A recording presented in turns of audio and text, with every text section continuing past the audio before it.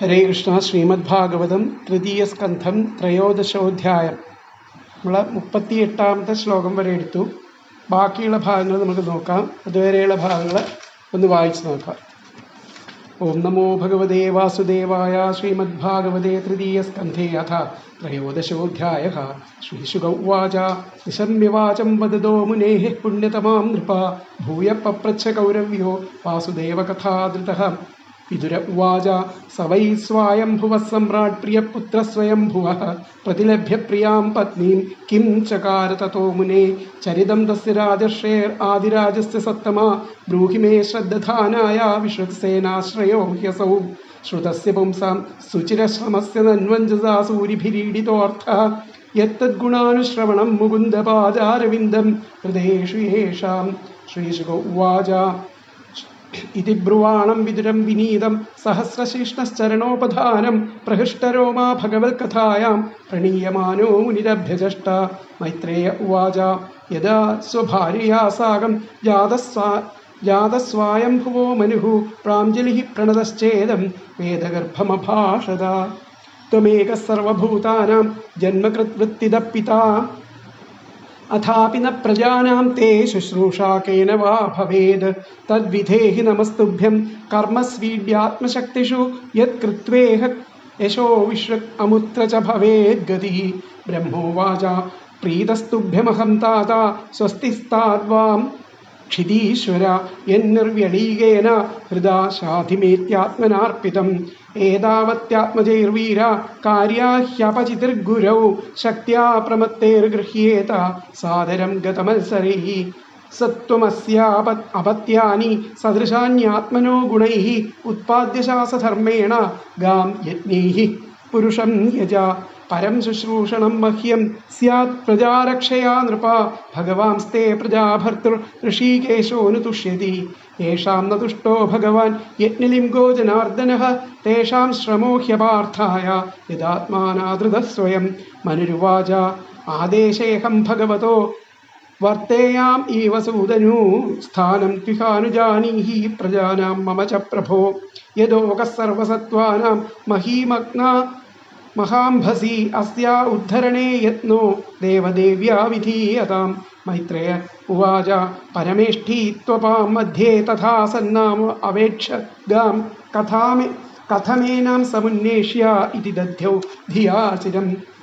സൃജതോ മേക്ഷിതിർവാർഭിപ്ലാവ്യമാന രസാം ഗതാ അഥാത്ര കിമനുഷ്ഠേയം അസ്മാഭിः സർഗയോജിതൈഃ. യസ്യാഹം ഹൃദയാദാസം സ ഈശോ വിദധാതു മേ ഇത്യഭിധ്യായതോ നാസാ വിവരാൽ സഹസാനഘ വരാഹ തോകോ നിരഗാത് അംഗുഷ്ഠപരിമാണകഃ തസ്യാഭിപശ്യതഃഖസ്ഥ ക്ഷണേന കില ഭാരത ഗജമാത്ര പ്രവവൃദ്ധേ തദദ്ഭുതമത് അഭൂന്മഹത്. മരീചി പ്രമുഖൈർവിപ്രൈഃ കുമാരൈർമനുനാ സഹ ദൃഷ്ട്വാ തൽസൗകരം രൂപം തർക്കയാമാസ ചിത്രധാ. കിമേതൽസൗകരവ്യാജം സത്വം ദിവ്യമവസ്ഥിതം അഹോബല ആശ്ചര്യമിദം നാസായാമേ വിനിസൃതം. ദൃഷ്ട്വോऽങ്കുഷ്ഠശിരോമാത്രഃ ക്ഷണാദ്ഗണ്ഡശിലാസമഃ അപി സ്വിദ് ഭഗവാനേഷ യജ്ഞോ മേ ഖേദയൻ മനഃ.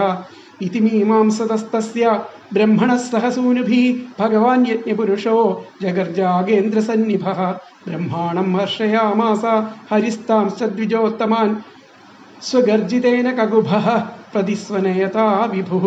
നിശമ്യത്തെ ഘർഘരിതം സ്വഖേദക്ഷയിഷ്ണു മായാമയസൂകരസ്യ ജനസ്തപസ്സത്യനിവാസിനസ്തേ ത്രിഭിः പവിത്രൈർമുനയോ ഗൃണൻ സ്മ.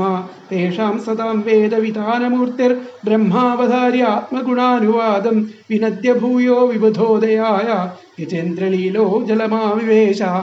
ഉൽക്ഷിപ്തവാലഖചര കഠോരസടാവിധുന്വൻ ഖരരോമശത്വക് ഖുരാഹദാഭ്രസിതദംഷ്ട്ര ഈക്ഷാ ജ്യോതിർബഭാസേ. ഭഗവാൻ മഹീധ്രഃ ഘ്രാണേന പൃഥ്വ്യാഃ പദവിം വിജിഘ്രൻ ക്രോഡാപദേശഃ സ്വയമധ്വരാം കരാളദംഷ്ട്രാപ്യ കരാളദൃഗ്ഭ്യാമുദ്വീക്ഷ്യ വിപ്രാൻ ഗൃണതോ വിശൽക്കം. സ വജ്രകൂടാംഗനിപാതവേഗവിശീർണകുക്ഷി സ്തനയന്നുദന്വാൻ ഉത്സൃഷ്ടദീർഘോർമിഭുജൈരിവാർത്തശ്ചുക്രോശയജ്ഞേശ്വര പാഹി മേതി. ഖുരൈഃ ക്ഷുരപ്രൈർ ഖുരൈഃ ക്ഷുരപ്രൈർദരയസ്തദാപ ഉൽപാരം ത്രിപരൂരസായാം ദദർശകാം തത്ര സുഷുപ്സുരഗ്രേ യാം ജീവധാനീം സ്വയമഭ്യധത്താം സ്വദംശ്രയോദ്ധൃത്യ മഹീം നിമഗ്നാം സ ഉത്ഥിതഃ സംരുരുചേരസായാഃ തത്രാദിദൈത്യം ഗദയാ പതന്തം സുനാഭസന്ദീപിത തീവ്രമന്യുഃ ജഘാനരുന്ധാനമസഹ്യ വിക്രമം സലീലയേഭം മൃഗയാണിവാംഭസി തദ്രക്തപങ്കാങ്കിതഗണ്ഡതുണ്ടോ യഥാ ഗജേന്ദ്രോ ജഗതിം വിഭിന്ദൻ തമാലനീലം സിതദണ്ഡകോട്ട്യാ ക്ഷ്മാമുൽക്ഷിപന്തം ഗജലീലയാംഘ പ്രജ്ഞായ ബദ്ധാഞ്ജലയോനുവാഗേർ വിരിഞ്ചി മുഖ്യ ഉപതസ്ഥുരീശം ഋഷയ ഊജുഃ ജിതം ജിതം തേ ജിതയജ്ഞഭാവനത്രയീം തനും സ്വാം പരിധുന്വതേ നമ യദ്രോമഗർത്തേഷു നിലീല്യുരധ്വരാസ്തസ്മൈ നമഃ കാരണസൂകരായ തേ രൂപം തവൈതത്നനു ദുഷ്കൃതാത്മനാം ദുർദർശനം ദേവയദധ്വരാത്മകം ഛന്ദാംസി യസ്യ ത്വജി ബർഹിരോമസ്വാജ്യം ദൃശി ത്വം ഘൃഷു ചാതുർഹോത്രം സൃക്തുണ്ഡ ആസീത് സ്രുവ ഈശനാസയോർ ഇടോദരേ ചമസാഹ കർണരന്ധ്രേ പ്രാശിത്രമാസ്യേ ഗ്രസനേ ഗൃഹാസ്തു തേ യച്ചർവണം തേ ഭഗവന്നഗ്നിഹോത്രം ദീക്ഷാനുജന്മോപസദശിരോധരം ത്വം പ്രായണീയോദയനീയദംഷ്ട്രഃ ജിഹ്വാ പ്രവർഗ്യസ്തവ ശീർഷകം ക്രതോ സഭ്യാവസഥ്യം ചിതയോസവോഹിതേ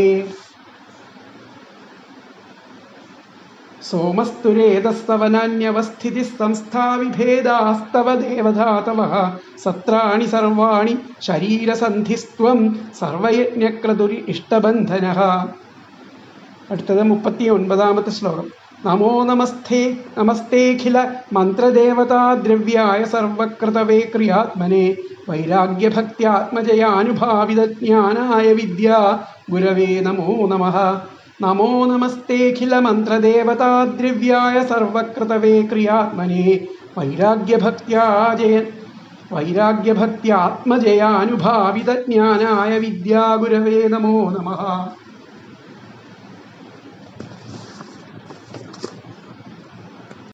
നമോ നമസ്തേഖില മന്ത്രദേവത, അങ്ങക്ക് നമസ്കാരം.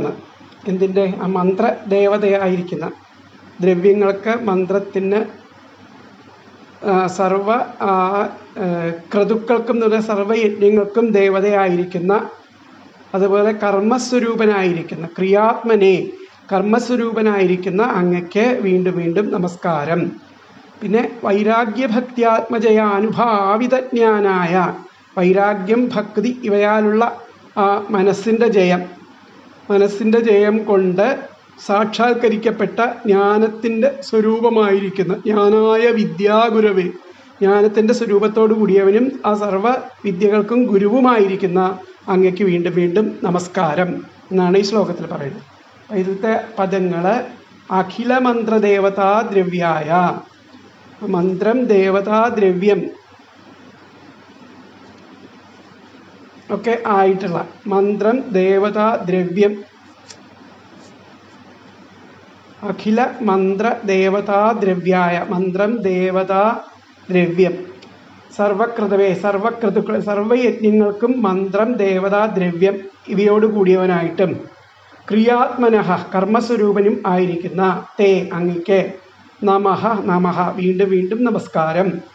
വൈരാഗ്യഭക്ത്യാത്മജയാനുഭാവിതജ്ഞാനായ, വൈരാഗ്യം, ഭക്തി ഇവയാലുള്ള മനോജയം കൊണ്ട് സാക്ഷാത്കരിക്കപ്പെട്ട ജ്ഞാനസ്വരൂപത്തോടു കൂടിയവനും വിദ്യാഗുരവേ സർവവിദ്യകൾക്കും ഗുരുവുമായിരിക്കുന്ന അങ്ങയ്ക്ക് നമഃ നമഃ വീണ്ടും വീണ്ടും നമസ്കാരം. ഒന്നും കൂടി പറയാം. അഖില മന്ത്രദേവതാദ്രവ്യായ, മന്ത്രം, ദേവതാദ്രവ്യം, പിന്നെ സർവക്രതവേ സർവക്രതുക്കൾ, സർവയജ്ഞങ്ങൾ ഇവയോട് കൂടിയവനായിട്ടും ക്രിയാത്മന കർമ്മസ്വരൂപനും ആയിരിക്കുന്ന തേ അങ്ങയ്ക്ക് നമഃ നമഃ വീണ്ടും വീണ്ടും നമസ്കാരം. വൈരാഗ്യഭക്ത്യാത്മജയാനുഭാവിത ജ്ഞാനായ, വൈരാഗ്യം, മുക്തി, വൈരാഗ്യം, ഭക്തി ഇവയാലുള്ള ആ മനോജയം കൊണ്ട് സാക്ഷാത്കരിക്കപ്പെട്ട ജ്ഞാനസ്വരൂപത്തോടു കൂടിയവനും വിദ്യാഗുരവേ സർവവിദ്യകൾക്കും ഗുരുവുമായിരിക്കുന്ന അങ്ങയ്ക്ക് നമഃ നമഃ വീണ്ടും വീണ്ടും നമസ്കാരം. പദത്തെ അന്വയം അഖിലമന്ത്രദേവതാ ദ്രവ്യായ സർവകൃതവേ ക്രിയാത്മനേ തേ നമഃ നമഃ. വൈരാഗ്യഭക്ത്യാത്മജയാനുഭാവിതജ്ഞാനായ വിദ്യാഗുരവേ നമഃ നമഃ. ഒന്നുകൂടി പറയാം. അഖിലമന്ത്ര ദേവതാ ദ്രവ്യായ സർവകൃതവേ ക്രിയാത്മനേ തേ നമഃ നമഃ. വൈരാഗ്യഭക്ത്യാത്മജയാനുഭാവിതജ്ഞാനായ വിദ്യാഗുരവേ നമഃ നമഃ. അതിൻ്റെ അർത്ഥം മന്ത്രം, ദേവതാ, ദ്രവ്യം, സർവക്രതുക്കൾ ഇവയോട് കൂടിയവനായും കർമ്മസ്വരൂപനും, സർവക്രതുക്കൾ എന്ന സർവയജ്ഞങ്ങൾ, യജ്ഞസ്വരൂപി ഇവയോട് കൂടിയവനായിട്ടും കർമ്മസ്വരൂപനുമായിരിക്കുന്ന അങ്ങക്ക് വീണ്ടും വീണ്ടും നമസ്കാരം.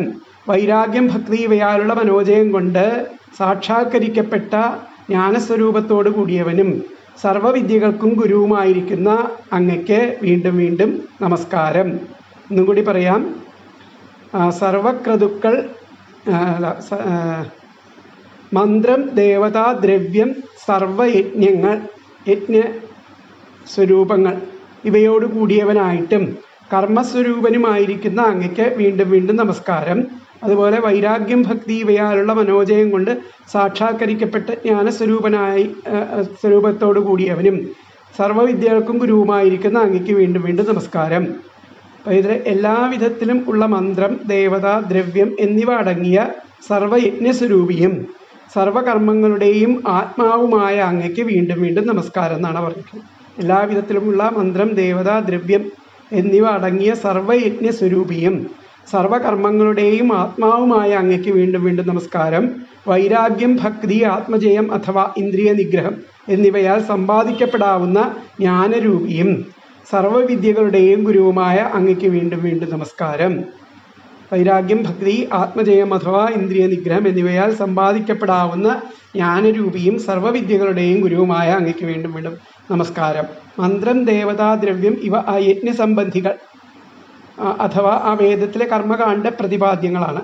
വൈരാഗ്യം, ഭക്തി, ആത്മനിയന്ത്രണം ഇത്യാദികളിലൂടെ സിദ്ധിക്കുന്ന ജ്ഞാനം വേദത്തിലെ ജ്ഞാനകാണ്ഡത്തിലുള്ളതാണ്.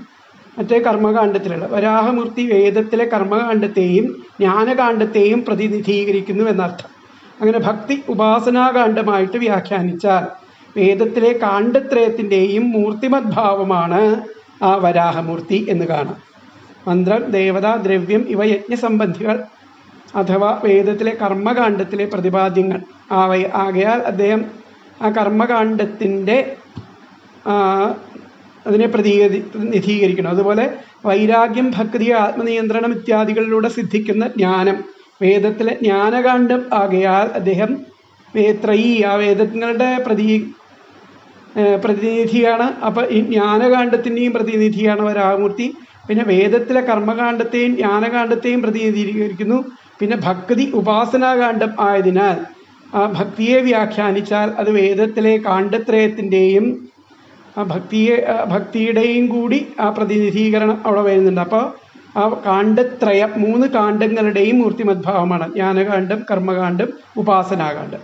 ഇവയുടെ മൂർത്തിമദ്ഭാവമാണ് വരാഹമൂർത്തി എന്നാണ് ഇവിടെ പറയുന്നത്. അപ്പോൾ ഇന്നത്തെ അർത്ഥം ഒന്നുകൂടി നോക്കാം നമുക്ക്. സർവമന്ത്രമൂർത്തിയും സർവദേവതാസ്വരൂപനും സർവദ്രവ്യസ്വരൂപനും സർവയജ്ഞാത്മാവും സർവവ്യാപാരസ്വരൂപനും ആയ അങ്ങയ്ക്ക് നമസ്കാരം. വൈരാഗ്യം, സാധന, ഭക്തി, ചിത്ത ഏകാഗ്രത എന്നിവയാൽ സാക്ഷാത്കരിക്കപ്പെട്ട ആ ജ്ഞാനസ്വരൂപനും ആ ജ്ഞാനം പ്രദാനം ചെയ്യുന്ന പരമഗുരുവുമായിരിക്കുന്ന അങ്ങയ്ക്ക് പിന്നെയും പിന്നെയും നമസ്കാരം. അപ്പോൾ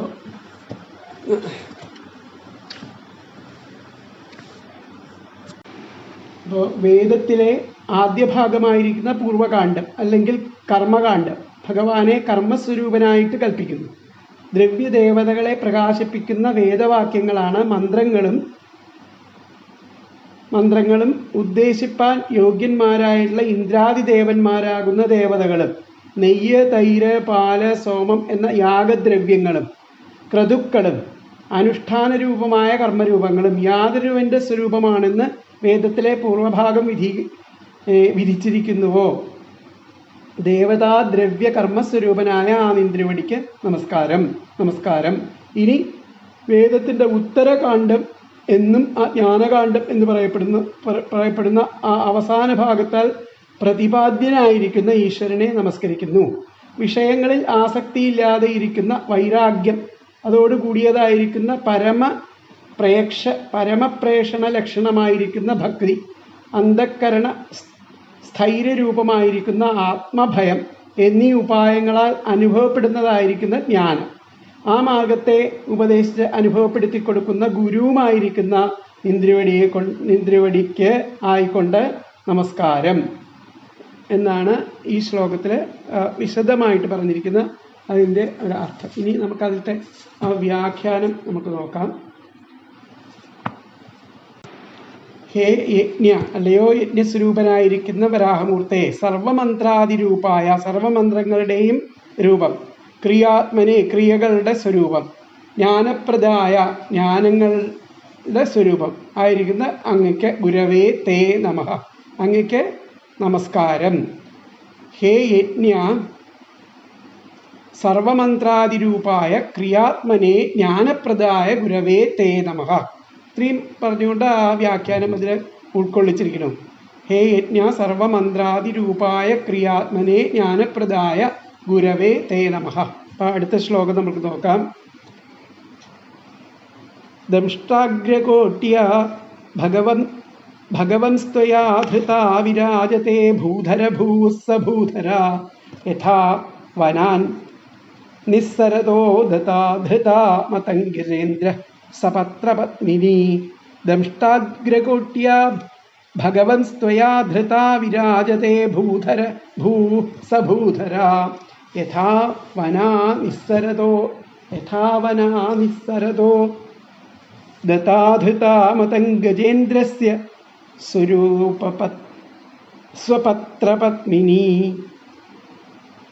നൂടി ചെല്ലാം. ദംഷ്ടാഗ്രകോട്യ ഭഗവൻസ്ത്വയാ ധൃതാ വിരാജത്തെ ഭൂധര ഭൂസ്സ ഭൂധര യഥാ വനാൻ നിസ്സരതോ ദതാ ധൃതാ മതംഗജേന്ദ്രസ്യ സപത്രപത്മിനി. ദംഷ്ട്രാഗ്രകോട്യ ഭഗവൻസ്ത്വയാ ധൃത, ആ ദംഷ്ട്രയുടെ അഗ്രത്തായിട്ട് ആ ഭൂമിയെ ധരിച്ചിട്ടുണ്ട്. വിരാജതേ ഭൂധര, ആ അതിന് മുകളിൽ ധരിക്കുന്ന ആ ഭൂമി, ഭൂസ്വഭൂധരാം, പർവ്വതങ്ങളോടും ഒക്കെ കൂടിയിട്ടുള്ള ആ ആ ഭൂമി കണ്ടാൽ യഥാ വനാന്നിസ്സരതോ ദതാ ധൃത, വനത്തിൽ അങ്ങനെ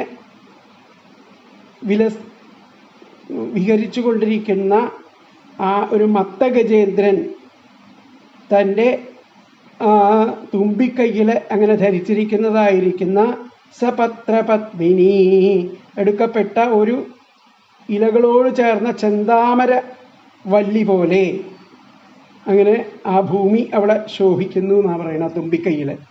ദംഷ്ടാഗ്രകോട്യ ഭഗവൻസ്ത്വയാ ധൃതാ വിരാജത്തെ ഭൂധര ഭൂസ്സ ഭൂധര യഥാ വനാൻ നിസ്സരതോ ദതാ ധൃതാ മതംഗജേന്ദ്രസ്യ സപത്രപത്മിനി. അതിൻ്റെ അർത്ഥം ഹേ ഭൂധര ഭഗവൻ, അല്ലയോ ഭൂമി വഹിച്ചു നിൽക്കുന്ന ഭഗവാനെ, ഭൂധര ഭഗവൻ, ഭൂമിയെ വഹിച്ചു നിൽക്കുന്ന ഭഗവാനെ. ദംഷ്ടാഗ്രകോട്യ, ദംഷ്ടാഗ്രത്താൽ, ത്വയാ അങ്ങയാൽ, ധൃത ധരിക്കപ്പെട്ട, സഭൂധര ഭൂ പർവ്വതങ്ങളോട് കൂടിയിരിക്കുന്ന ആ ഭൂമി, വനാത് വെള്ളത്തിൽ നിന്നും, നിസ്സരത കയറി വന്ന, വെള്ളത്തിൽ നിന്നും കയറി വന്ന, വനത്തിലല്ല, വനത്തിൽ വിഹരിക്കുന്നതല്ല, വെള്ളത്തിൽ നിന്നാണ്. വനാത്ത് എന്ന് പറഞ്ഞു കഴിഞ്ഞാൽ വെള്ളത്തിൽ നിന്നും നിസ്സരത കരയേറി വരുന്ന മതംഗജേന്ദ്രസ്യ മത്തഗജത്തിൻ്റെ ദന്തേന ആ കൊമ്പിന്മേൽ, ധൃത എടുക്കപ്പെട്ട, സപത്രപത്മിനി യഥാ ഇലകളോട് ചേർന്ന ചെന്താമരവല്ലി പോലെ, വിരാജത്തെ ശോഭിക്കുന്നു അതാണ്. ഒന്നും കൂടി പറയാം. ഹേ ഭൂധര ഭഗവൻ, അല്ലയോ ഭൂമിയെ വഹിച്ചു നിൽക്കുന്ന ഭഗവാനെ. ദംഷ്ടാഗ്രകോട്യ ദംഷ്ടാഗ്രത്താൽ, ത്വയാ അങ്ങയാൽ, ധൃത ധരിക്കപ്പെട്ട, സഭൂധരാ ഭൂ പർവ്വതങ്ങളോട് കൂടിയിരിക്കുന്ന ഭൂമി, വനാത് വെള്ളത്തിൽ നിന്ന്, നിസ്സരതഃ കരകയറി വരുന്ന, മതംഗജേന്ദ്രസ്യ മത്തഗജത്തിൻ്റെ, ദന്തേന ആ കൊമ്പിന്മേൽ, ധൃത എടുക്കപ്പെട്ട, സപത്രപത്മിനി യഥാ ഇലകളോട് ചേർന്ന് ചിന്താമരവല്ലി പോലെ, വിരാജത്തെ ശോഭിക്കുന്നു. ഒന്നും കൂടി പറയാം. ഹേ ഭൂധര ഭഗവൻ, അല്ലയോ ഭൂമി വഹിച്ചു നിൽക്കുന്ന ഭഗവാനെ, ദംഷ്ടാഗ്രകോട്ട്യ ദംഷ്ടാഗ്രത്താൽ, ത്വയാ അങ്ങയാൽ, ധൃത ധരിക്കപ്പെട്ട, സഭൂധര ഭൂ പർവ്വതങ്ങളോട് കൂടിയിരിക്കുന്ന ആ ഭൂമി, വനാ വെള്ളത്തിൽ നിന്നും, നിസ്സരത കരയേറി വരുന്ന, മതം ഗജേന്ദ്രസ്യ മത്തഗജത്തിൻ്റെ കൊമ്പിന്മേൽ, കൊമ്പിന്മേൽ, ധൃത എടുക്കപ്പെട്ട, സ്വരൂപപത്മിനി യഥാ ഇലകളോട് ചേർന്ന ചിന്താമരവല്ലി പോലെ, വിരാജതെ ശോഭിക്കുന്നു. അതിലത്തെ അന്വയം വരുന്നത് ഹേ ഭൂധര ഭഗവൻ, ദംഷ്ട്രാഗ്രകോട്ട്യാ ത്വയാ ധൃത, സഭൂധരാ ഭൂ വനാത് നിസ്സരതഃ മതം ഗജേന്ദ്രസ്യ ദതാ ധൃത സപത്രപത്മിനി തഥാ സപത്രപത്മിനി യഥാ വിരാജത്തെ. ഒന്നും കൂടി പറയാം. ഹേ ഭൂധര ഭഗവൻ, ദംഷ്ട്രാഗ്രകോട്ട്യാ ത്വയാ ധൃത സഭൂധരാ ഭൂ വനാത് നിസ്സരതഃ മതംഗജേന്ദ്രസ്യ ദതാ ധൃത സപത്രപത്മിനി യഥാ വിരാജത്തെ. അതായത് അല്ലയോ ആ ഭൂമി വഹിച്ചു നിൽക്കുന്ന ഭഗവാനെ, ഭൂമിയെ വഹിച്ചു നിൽക്കുന്ന ഭഗവാനെ, ദംഷ്ടാഗ്രത്തിൽ അങ്ങയാൽ ധരിക്കപ്പെട്ട ആ പർവ്വതങ്ങളോടുകൂടിയ ഭൂമി, വെള്ളത്തിൽ നിന്നും കരയേറി വരുന്ന മത്തഗജേന്ദ്രത്തിൻ്റെ കൊമ്പിന്മേലെടുക്കപ്പെട്ട ഇലകളോട് ചേർന്ന ചെന്താമര വല്ലി പോലെ ശോഭിക്കുന്നു. അല്ലയോ ഭൂമി വഹിച്ചു നിൽക്കുന്ന ഭഗവാനെ, ദംഷ്ട്രാഗ്രത്താൽ അങ്ങയാൽ ധരിക്കപ്പെട്ട ആ പർവ്വതങ്ങളോട് കൂടിയ ഭൂമി, വെള്ളത്തിൽ നിന്നും കരകയറി വരുന്ന മത്തഗജത്തിൻ്റെ കൊമ്പിന്മേൽ എടുക്കപ്പെട്ട ഇലകളോട് ചേർന്ന ചെന്താമരവല്ലി പോലെ അത് ശോഭിക്കുന്നു. അല്ലയോ ഭൂമിയെ ധരിച്ചവനായിരിക്കുന്ന ഭഗവാൻ, അങ്ങയുടെ തേറ്റയുടെ അഗ്രത്തിൽ എടുക്കപ്പെട്ട പർവ്വതങ്ങളോട് കൂടിയിരിക്കുന്ന ഭൂമി, ഒരു മതിച്ച ആന സരസിൽ നിന്നും ഇലകളോടും പൂവുകളോടും കൂടിയ ഒരു താമരച്ചെടി കൊമ്പിന്മേൽ വെച്ചുകൊണ്ട് വെള്ളത്തിൽ നിന്നും പുറത്തേക്ക് വരുന്ന പ്രകാരത്തിൽ ശോഭിക്കുന്നു. ഇതാണ് അതിൻ്റെ അർത്ഥം വരുന്നത്. വെള്ളത്തിൽ നിന്നും പുറത്തു വരുന്ന ആ ഗജേന്ദ്രന്റെ കൊമ്പിൽ ധരിക്കപ്പെട്ട ഇലകളോടുകൂടിയ താമര പോലെ, ഹേ ഭഗവൻ, ഭൂമിയെ ഉദ്ധരിക്കുന്ന സർവശക്ത, തേറ്റയുടെ അഗ്രഭാഗം കൊണ്ട് അങ്ങയാൽ ധരിക്കപ്പെട്ട പർവ്വതങ്ങളോട് കൂടിയിരിക്കുന്ന ഭൂമി ശോഭിക്കുന്നു. വേറൊരു വിധത്തിൽ പറഞ്ഞു എന്ന് മാത്രം.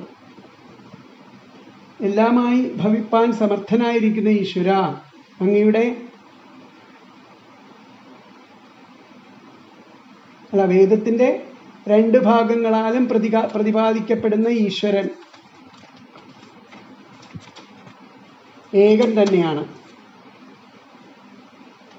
വേദത്തിൻ്റെ രണ്ട് ഭാഗങ്ങളാലും പൂർവകാണ്ഡത്തെ കൊണ്ടും കർമ്മകാണ്ഡത്തെ കൊണ്ടും ഒക്കെ ഉദ്ദേശിക്കുന്നത് ആ ഏകനായിരിക്കുന്ന ആ ഭഗവാൻ ഈശ്വരൻ തന്നെയാണ്. ഹൃദയത്തിൻ്റെ സംസ്കാരത്തെ അനുസരിച്ച് ഓരോരുത്തർ ഓരോ വിധത്തിൽ അദ്ദേഹത്തെ ഭജിക്കുന്നു.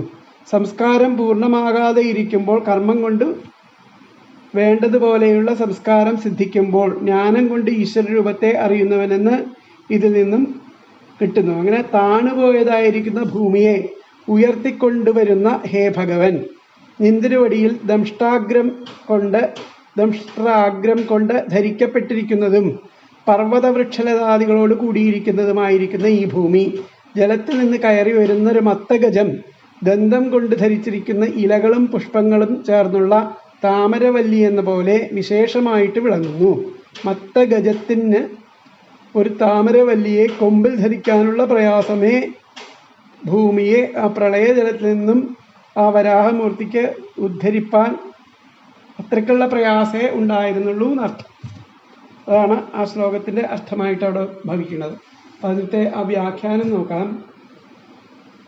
ഹേ ഭഗവൻ, അല്ലയോ ഭഗവാൻ, ദംഷ്ട്രാഗ്രകോട്ട്യാ ത്വയാ ധൃതേയം ഭൂഹു, ദംഷ്ട്രാഗ്രത്തിൽ ധരിച്ചിരിക്കുന്ന ആ ഭൂമി വിരാജത്തെ, അതിൽ ധരിച്ചുകൊണ്ട് ആ ഭൂമി അവിടെ വിളങ്ങുന്നു. ഹേ നാഥ,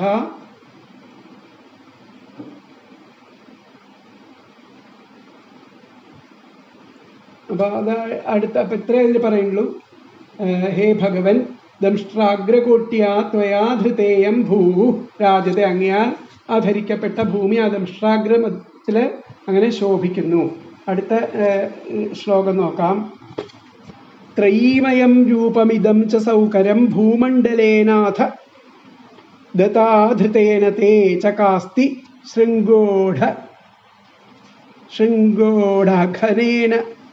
ശൃംഗോഢഘനേന ഭൂയസാ കുലാചലേന്ദ്രസ്യ യഥൈവ വിഭ്രമഃ. ഒന്നുകൂടി പറയാം.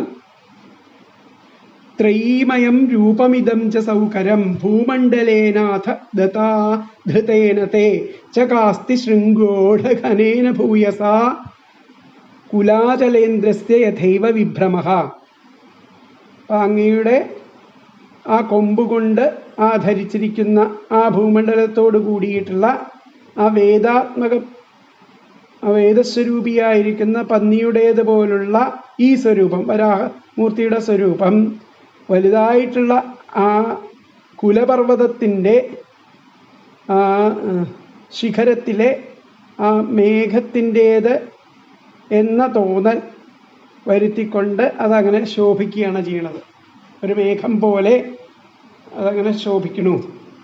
അപ്പോൾ അങ്ങയുടെ ആ കൊമ്പുകൊണ്ട്, ആ തേറ്റയിലെ കൊമ്പുകൊണ്ട് ധരിച്ചിരിക്കുന്ന ആ ഭൂമി, ആ ഭൂമണ്ഡലം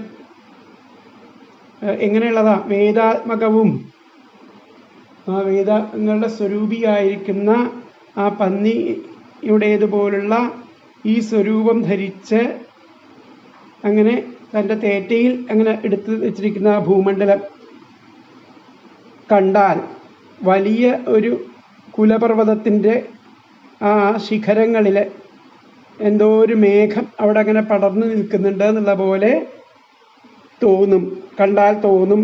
അങ്ങനെ അത് ശോഭിക്കുകയാണ്, ആ ഭൂമി അവിടെ ശോഭിക്കുകയാണെന്നാണ് പറയുന്നത്. അപ്പം അതിലത്തെ പദങ്ങൾ അഥതേ, പിന്നെ അങ്ങയുടെ, ദത്ത കൊമ്പുകൊണ്ട്, ധൃതേന എടുത്ത, ഭൂമണ്ഡലേന ഭൂമണ്ഡലത്തോടു കൂടിയ, ത്രയീമയം വേദാത്മകവും, സൗകരം പന്നിയുടേതുപോലും ഉള്ളതായ ഇതം സ്വരൂപം, ഇതം രൂപം, ഈ സ്വരൂപം, ഭൂയസ വലുതായ, കുലാചലേന്ദ്രസ്യ കുലപർവ്വത്തിൻ്റെ, ശൃംഗോഢഘനേന ശിഖരത്തിലെ മേഘത്തിൻ്റേത് പോലെ, വിഭ്രമഃ യഥാ ഏവച എന്ന തോന്നൽ വരുത്തിക്കൊണ്ട്, ചകാസ്തി ശോഭിക്കുന്നു.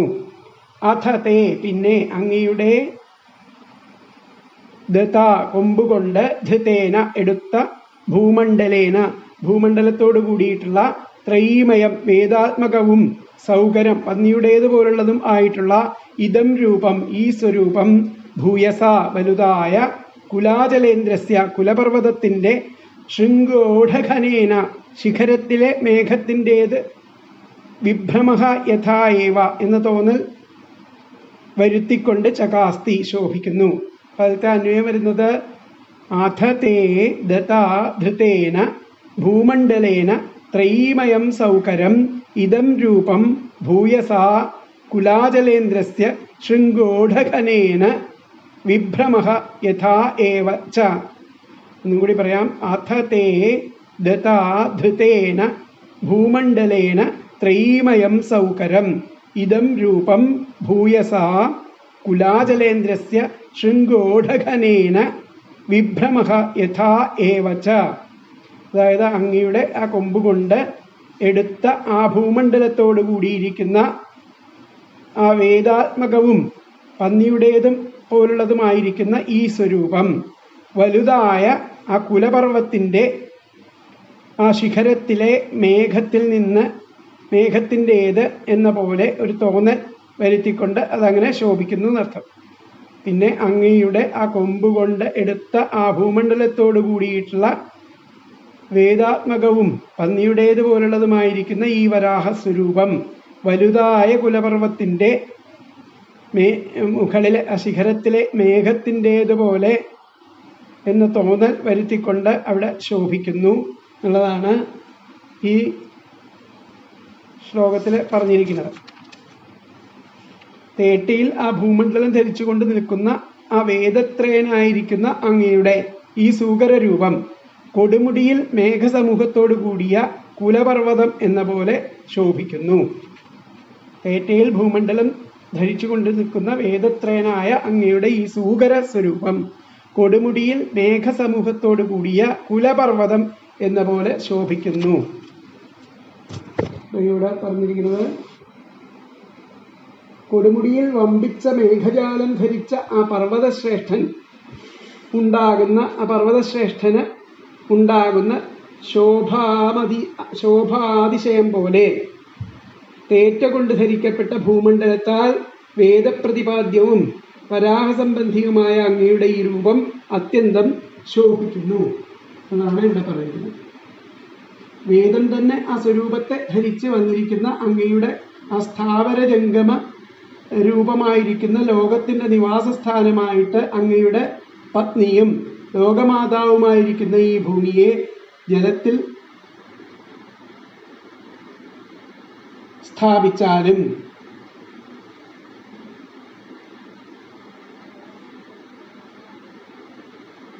വേദം തന്നെ സ്വരൂപത്തെ ധരിച്ചു വന്നിരിക്കുന്ന അങ്ങയുടെ ആ സ്ഥാവര ജംഗമ സ്വരൂപമായിരിക്കുന്ന ലോകത്തിൻ്റെ നിവാസസ്ഥാനമായിട്ട് അങ്ങയുടെ പത്നിയും ലോകമാതാവുമായിരിക്കുന്ന ഈ ഭൂമിയെ ജലത്തിൽ സ്ഥാപിച്ചാലും വേദാത്മകം അതിൻ്റെ അവിടെ വന്നു. അങ്ങനെയുള്ള ആ സൂകര സ്വരൂപം കണ്ടാൽ കുലപർവ്വതം അങ്ങനെ കുലപർവ്വതത്തിൽ ശോഭിച്ചു നിൽക്കുന്ന കൊടുമുടി,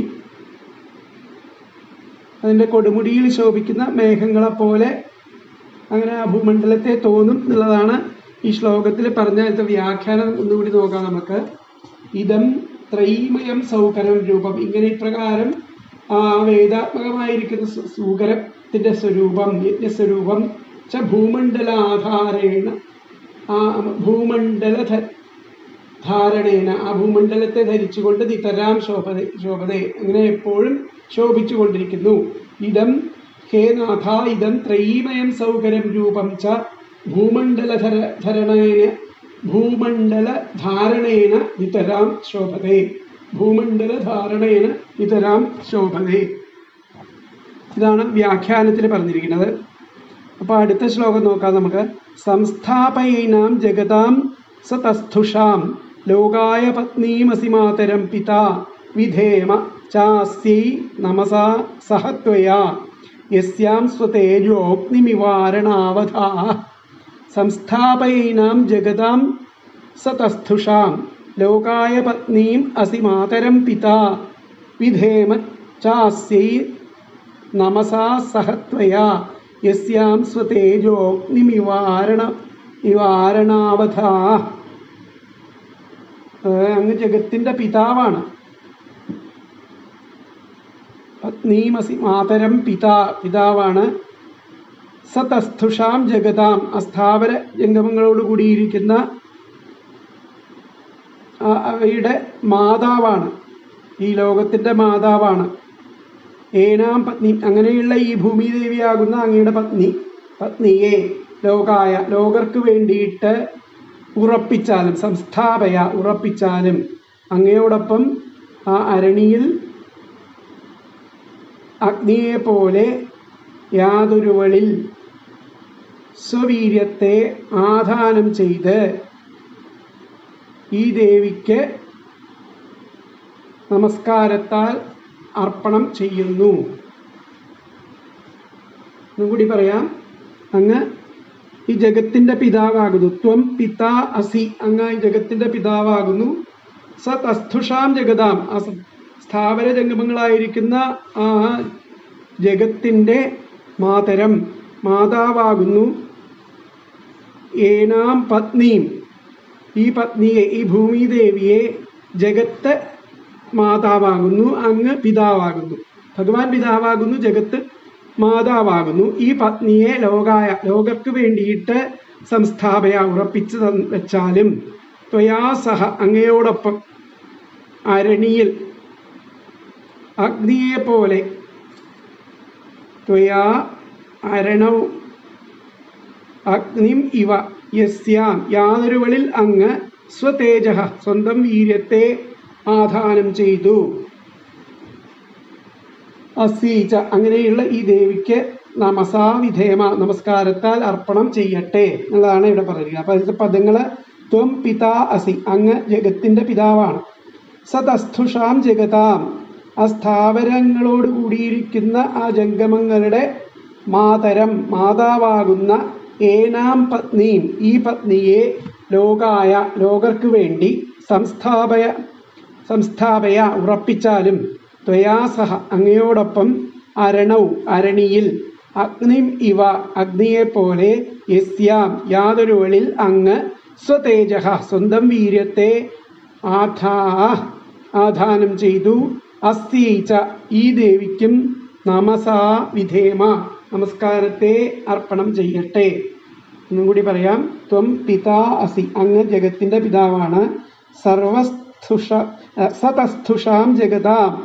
സതസ്ഥുഷാം ജഗതാം സ്ഥാപനങ്ങളോട് കൂടിയിരിക്കുന്ന ജംഗമങ്ങളുടെ മാതാവാകുന്ന ഏനാം പത്നിയും ഈ പത്നിയെ ലോകർക്ക് വേണ്ടി സംസ്ഥാപയ ഉറപ്പിച്ചാലും ത്വയാ സഹ അങ്ങയോടൊപ്പം അരണിയിൽ അഗ്നിം ഇവ അഗ്നിയെ പോലെ യസ്യാം യാതൊരുവളിൽ അങ്ങ് സ്വതേജ സ്വന്തം വീര്യത്തെ ആധാനം ചെയ്തു. അസ്തീച്ച ഈ ദേവിക്കും നമസാ വിധേമ നമസ്കാരത്താൽ അർപ്പണം ചെയ്യട്ടെ. അതിലത്തെ അന്വയം വരുന്നത് ത്വം പിതാ അസി സതസ്ഥുഷാം ജഗതാം മാതരം ഏനം പത്നീം ലോകായ സംസ്ഥാപയ ത്വയാ അരണൗ അഗ്നിം ഇവ യസ്യാം സ്വതേജഃ അധാഹ അസ്തീച്ച നമസാ വിധേമ. ഒന്നും കൂടി പറയാം. ത്വം പിതാ അസി സതസ്ഥുഷാം ജഗതാം മാതരം ഏനാം പത്നീം ലോകായ സംസ്ഥാപയ ത്വയാ സഹ അരണൗ അഗ്നിം ഇവ യസ്യാ സ്വതേജഃ അധാഹ അസ്യൈച നമസാ വിധേമ. അങ്ങ് ജഗത്തിന്റെ പിതാവാണ്. ആ സ്ഥാപനങ്ങളോട് കൂടിയിരിക്കുന്ന ജംഗമങ്ങളുടെ മാതാവാണ് അങ്ങ്. ഈ പത്നിയെ ലോകർക്ക് വേണ്ടിയിട്ട് ഉറപ്പിച്ചാലും അങ്ങയോടൊപ്പം അരണിയിൽ അഗ്നിയെ പോലെ യാതൊരുവളിൽ അങ്ങ് സ്വവീര്യത്തെ ആധാനം ചെയ്തുവോ ഈ ദേവിക്കും ആ നമസ്കാരത്താൽ അർപ്പണം ചെയ്യട്ടെ. എന്നുകൂടി പറയാം. അങ്ങ് ജഗത്തിന്റെ പിതാവാണ്. സ്ഥാവരങ്ങളോട് കൂടിയിട്ടുള്ള ജംഗമങ്ങളുടെ മാതാവാകുന്ന ഈ പത്നിയെ ലോകർക്ക് വേണ്ടിയിട്ട് ഉറപ്പിച്ചാലും അങ്ങയോടൊപ്പം അരണിയിൽ അഗ്നിയെപ്പോലെ യാതൊരുവളിൽ അങ്ങ് സ്വന്തം വീര്യത്തെ ആധാനം ചെയ്തു ആ ദേവിക്കും നമസ്കാരത്താൽ സമർപ്പണം ചെയ്യുന്നു. സ്ഥാവര ജംഗമാത്മകമായിരിക്കുന്ന പ്രാണിജാലത്തിൻ്റെ ആ താമസത്തിന് സർവ ജഗത്തുക്കളുടെയും മാതാവായും അവിടുത്തെ പ്രിയപത്നിയായും ശോഭിക്കുന്ന ഈ ഭൂമിയെ ഉറപ്പിച്ചു നിർത്തിയാലും അങ്ങ് സർവപിതാവാണല്ലോ. അങ്ങനെയായാൽ ഞങ്ങൾ പിതാവായ അങ്ങയ്ക്കും ഭൂമിയായ അമ്മയ്ക്കും നമസ്കാരം അരുളാം. അരണിയിൽ ഋത്തിക്കുകൾ അഗ്നി എന്ന പോലെ ഭൂമിയിൽ പണ്ട് അങ്ങു തന്നെയാണ് തൻ്റെ തേജസ്വരൂപമായിരിക്കുന്ന ശക്തിയെ ആധാനം ചെയ്തത്.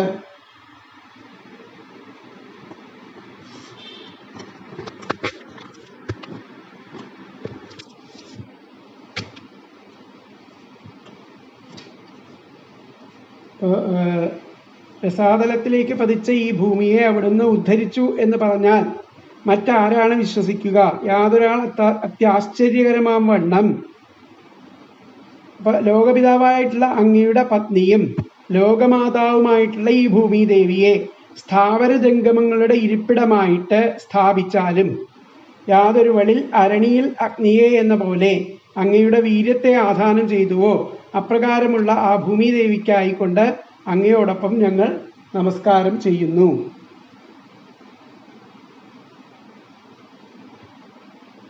അപ്പോൾ വേദം തന്നെ ആ സ്വരൂപത്തെ ധരിച്ചു വന്നിരിക്കുന്ന അങ്ങയുടെ സ്ഥാവര ജംഗരൂപമായിരിക്കുന്ന ലോകത്തിൻ്റെ നിവാസസ്ഥാനമായിട്ട് അങ്ങയുടെ പത്നിയും ലോകമാതാവുമാകുന്ന ഈ ഭൂമിയെ ജലത്തിൽ സ്ഥാപിച്ചാലും അങ്ങുന്ന് ലോകപിതാവാണല്ലോ. ഞങ്ങൾ അങ്ങയ്ക്കും ഭൂമിക്കും നമസ്കാരം ചെയ്യുന്നു. ഈ ജലത്തിൽ താഴാതെ ഉറപ്പിക്കുവാനുള്ള വീര്യം അങ്ങുന്ന് ഈ ഭൂമിയിൽ അരണിയിൽ അഗ്നിയെ എന്ന പോലെ സ്ഥാപിച്ചിരിക്കുന്നുവല്ലോ. അതിലത്തെ വ്യാഖ്യാനം ജഗതാം മാതരം, ആ ജഗത്തിനും മാതാവ്, താം ഏതാം വാസസ്ഥാനാർത്ഥം സ്ഥാപയ, അങ്ങനെ ആ എല്ലാവർക്കും വാസസ്ഥാനമായിരിക്കുന്ന ഈ ഭൂമിയെ സ്ഥാപിച്ചാൽ ആയിക്കൊണ്ടിരിക്കുന്ന ഈ മാതാവായിരിക്കുന്ന ഭൂമിയെ സ്ഥാപിച്ചാലും യതസ്ത്വം ജഗതാം പിതാസി, അങ്ങ് ജഗത്തിനും പിതാവാണല്ലോ. അത്രയുള്ളൂ. അപ്പൊ ജഗതാം മാതരം താം ഏതാം വാസസ്ഥാനാർത്ഥം സ്ഥാപയ യതസ്ത്വം ജഗതാം പിതാസി. ജഗതാം മാതരം, ജഗത്തിനും മാതാവായിരിക്കുന്ന താം ഏതാം, ആ അങ്ങയുടെ പത്നി, ആ വാസസ്ഥാനാർത്ഥം സ്ഥാപയ, ഈ ജഗത്തിലെ ജീവജാലങ്ങൾക്ക് വാസസ്ഥാനാർത്ഥം ആയിട്ട് സ്ഥാപിച്ചാലും യതസ്ത്വം ജഗതാം പിതാമസി, ഇങ്ങനെയുള്ള പ്രകാരമുള്ള ഈ ജഗത്തിനും പിതാവ് അങ്ങാണല്ലോ എന്നുള്ളതാണ് ആ ശ്ലോകത്തിൽ പറയുന്നത്. അപ്പോൾ അടുത്ത ശ്ലോകം നോക്കാം നമുക്ക്. 43-ാമത്തെ ശ്ലോകം. ശ്രദ്ധധീതാന്യതമസ്തവ പ്രഭോ രസാം ഗതായാ ഭുവ ഉദ്വിബർഹണം ന വിസ്മയോസൗ ത്വയി വിശ്വവിസ്മയേ യോ മായയേദം സസൃജേതി വിസ്മയ. കശ്രദ്ധധീതാന്യതമസ്തവ പ്രഭോ രസാം ഗതായാ ഭുവ ഉദ്വിബർഹണം ന വിസ്മയോസൗ ത്വയി വിശ്വവിസ്മയേ യോ മായേദം സസൃജേതി വിസ്മയം. അല്ലയോ പ്രഭോ, ആ രസാതലത്തിലേക്ക് അങ്ങനെ താണുപോയിരിക്കുന്ന ഭൂമിയുടെ അങ്ങയുടെ ഉദ്ധരണത്തെ, തവ ഉദ്വിബർഹണം, അതിൻ്റെ ഉദ്ധരണത്തെ ഏറെ, അതിൻ്റെ ഉദ്ധരണത്തെ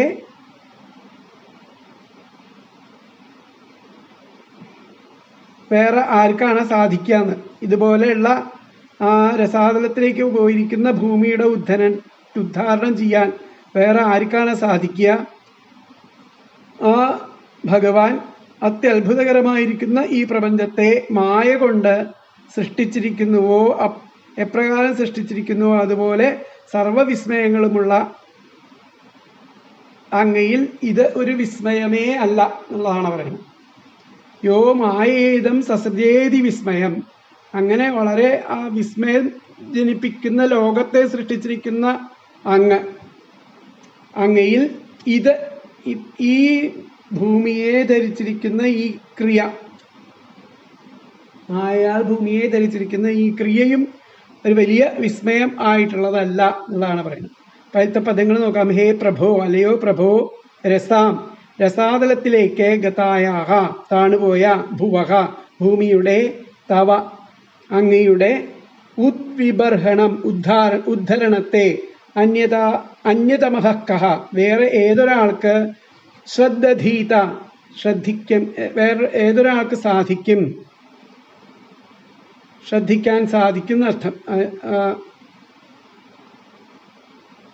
യഹ, യാതൊരു അങ്ങ്, അതിവിസ്മയം, അത്യത്ഭുതകരമായിരിക്കുന്ന ഇതം, ഈ പ്രപഞ്ചത്തെ, മായയാ, മായ കൊണ്ട്, സസൃജേ, സൃഷ്ടിച്ചിരിക്കുന്നുവോ, അപ്രകാരം വിശ്വവിസ്മയേ, സർവവിസ്മയങ്ങളുമുള്ള, ത്വയി അസൗ ന വിസ്മയ, അങ്ങയിൽ ഇത് ഒരു വിസ്മയമേ അല്ല. എന്നും കൂടി പറയാം.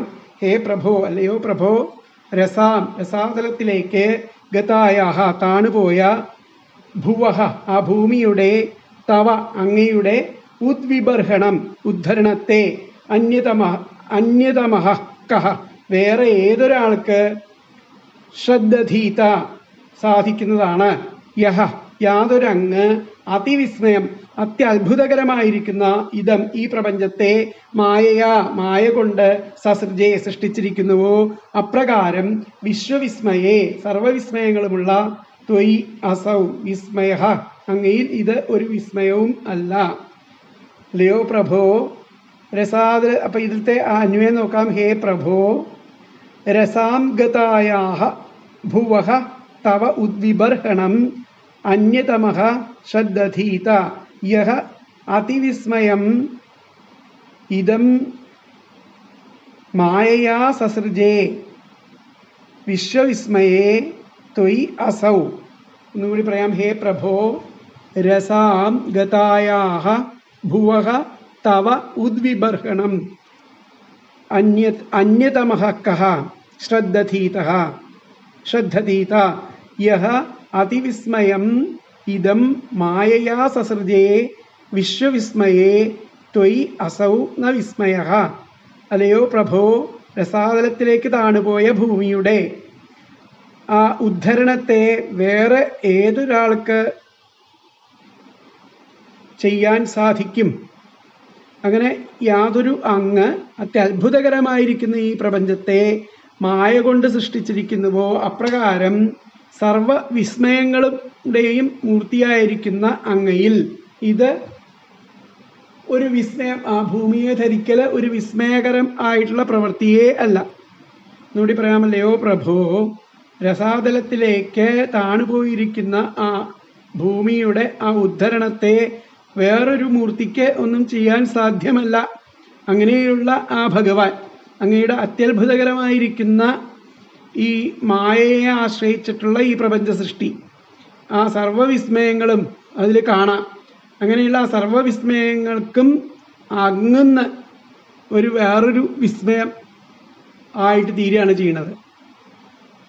അങ്ങയിൽ ഇത് ഒരു വിസ്മയമല്ല, നേരെ മറിച്ച് അങ്ങുന്ന മറ്റുള്ളവർക്ക് വിസ്മയങ്ങൾക്ക് വിസ്മയമായിട്ട് തീരുന്നു പറയുന്നു. അപ്പോൾ രസാതലത്തിലേക്ക് പതിച്ച് ഈ ഭൂമിയെ അവിടുന്ന് ഉദ്ധരിച്ചു എന്ന് പറഞ്ഞാൽ മറ്റാരാണ് വിശ്വസിക്കുക? യാതൊരാൾ അത്യാശ്ചര്യകരമാം വണ്ണം ഇതിനെ സൃഷ്ടിച്ചുവോ സർവ ആശ്ചര്യങ്ങൾക്കും ആധാരഭൂതനായിരിക്കുന്ന ആ നിന്തിരുവടി ഭൂമിയെ ഉദ്ധരിച്ചു എന്നുള്ളത് ആശ്ചര്യകരം അല്ല. അങ്ങ് ചെയ്ത ഈ ഭൂമിയുടെ ഉദ്ധരണം സാധിക്കാമെന്ന് ആർക്ക് ചിന്തിക്കാൻ കഴിയും? അത്യത്ഭുതകരമായിരിക്കുന്ന ഈ പ്രപഞ്ചം മുഴുവൻ തൻ്റെ ആ യോഗമായ സൃഷ്ടിച്ച ആ സർവാശ്ചര്യഭൂതനായിരിക്കുന്ന അങ്ങയ്ക്ക് ഈ ആശ്ചര്യകരമായിട്ടുള്ള ഇത് ആശ്ചര്യകരമായ പ്രവൃത്തി അല്ല തന്നെ. ഹേ പ്രഭോ പാതാളത്തിൽ ചെന്നിരിക്കുന്ന ഭൂമിയെ ഉയർത്തുവാൻ സാധ്യം ആണെന്നുള്ള വിചാരം തന്നെ അങ്ങയെ ഒഴിച്ച് അന്യനായ ഏതൊരുവനുണ്ടാകും. എന്നാൽ സകല ആശ്ചര്യങ്ങളുടെയും നിവാസസ്ഥാനമായിരിക്കുന്ന നിന്തിരുവടിയിൽ ഇത് ഒരു ആശ്ചര്യം അല്ല.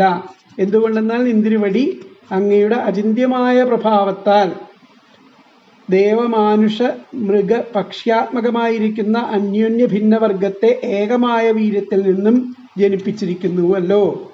ബീജം ഒന്നായിരിക്കെ അതിൽ നിന്നുണ്ടാകുന്ന സസ്യങ്ങൾ ബഹുവിധങ്ങളായിരിക്കുക എന്നത് ആശ്ചര്യകരമല്ലയോ?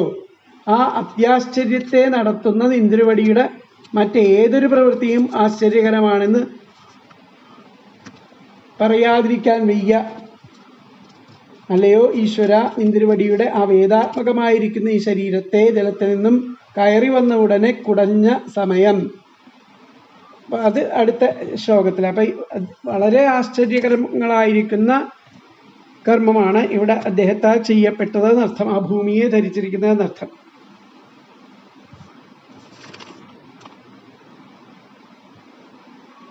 അപ്പോൾ ഇത്രയും ശ്ലോകങ്ങൾ നിങ്ങൾ മനസ്സിലാക്കുക. ബാക്കിയുള്ള ഭാഗങ്ങൾ നമ്മൾക്ക് അടുത്ത ക്ലാസ്സിൽ എടുക്കാം. അപ്പം 39 മുതൽ 43 വരെയുള്ള ആ ശ്ലോകങ്ങൾ. ഹരേ കൃഷ്ണ.